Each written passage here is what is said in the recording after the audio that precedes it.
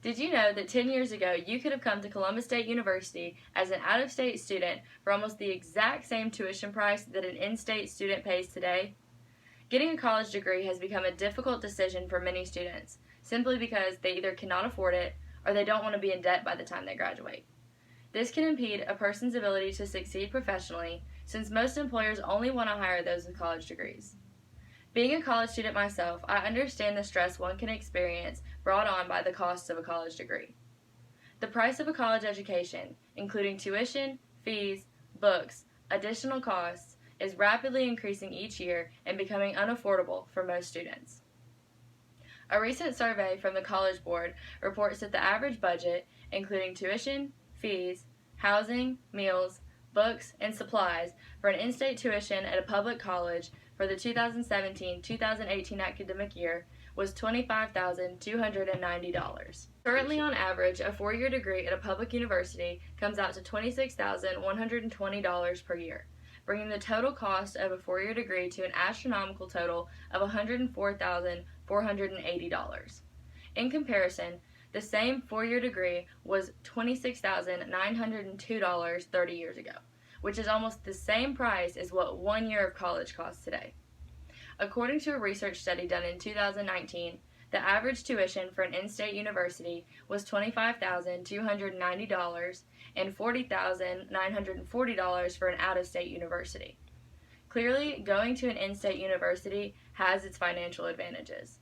However, this can easily limit students to more local choices, since many students still struggle to pay for in-state universities.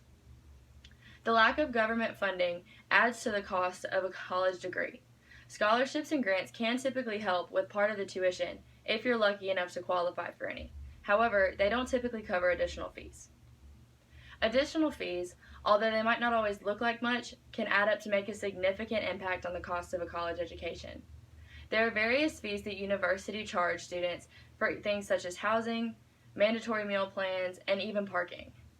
According to the NACAC, housing fees average around $10,800 for four-year universities, and typically these fees aren't optional for students, especially those living on campus. Meal plans are also typically mandatory for students living on campus, whether or not they choose to use them. Meal plans usually have different options for students, either a full-time plan or maybe even limited. Most fees charge students a recreational fee, which is basically a gym membership, regardless of whether or not that student chooses to even go to the gym or recreation center. Parking is also a fee students must pay on top of everything else, and if students choose to not pay for a parking pass, then they will be ticketed and have to pay even more. Another additional cost is if a student chooses to be involved in a student organization, for example Greek life, or participate in an extracurricular activity. These activities can come with extra costs. Sometimes they're only a little, and sometimes they're a lot. As crazy as it seems, there's a price to pay for wanting to be involved at your university. While joining a student organization is optional, very rarely is it optional to purchase a book for a class because they are generally required. Prices for college textbooks have become outrageous, and there's no regard to whether a student can even afford the textbook upon registering for the class. Most college bookstores will sell and rent new or used books to students, and obviously renting a book will be cheaper than buying one. However, the difference isn't always very significant.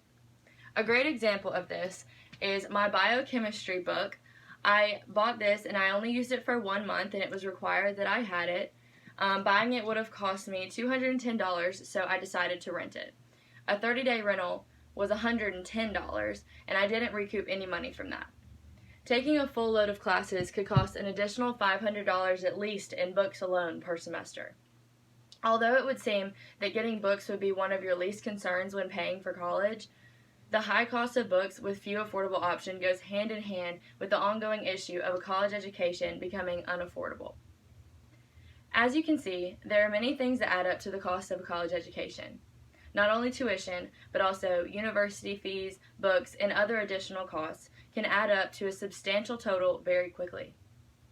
Whether you're paying for your own education, your daughter's, your relatives, or even just seeing someone you know struggle financially because of all the costs, we all know how difficult it can be. In the wise words of Thomas Frey, an American futurist and celebrity speaker, colleges are pricing themselves out of existence.